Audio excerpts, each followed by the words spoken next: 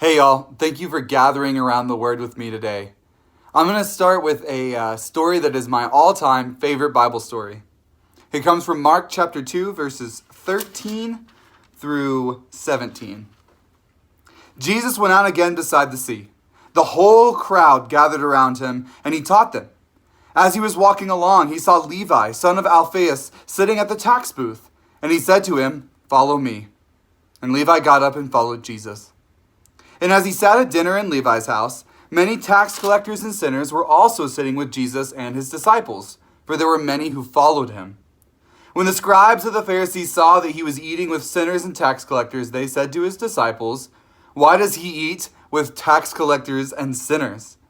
When Jesus heard this, he said to them, "Those who are healthy have no need of a doctor, but rather those who are sick.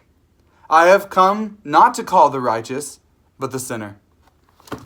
So the reason that this passage is so important to me is, first of all, the first step to fixing a problem is admitting there is one.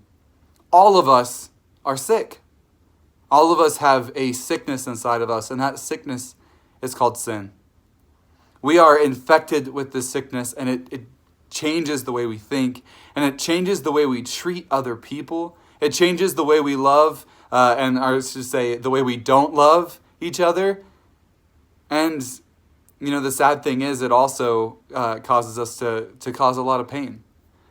But we admit that we're sick, and we admit that we need a doctor, and Jesus is the doctor. But not only that, on the flip side, we need to ask ourselves, does our church look like Jesus?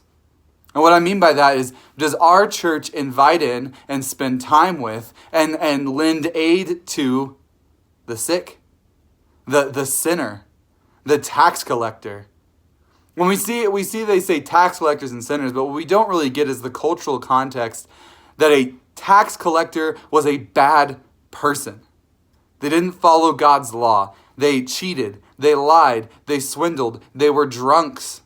They hung out with prostitutes. They did all kinds of lewd things. And Levi, otherwise known as Matthew, one of Jesus' 12 chosen apostles, was one of them. So let me ask you this. Does your church spend time with the tax collector of our day?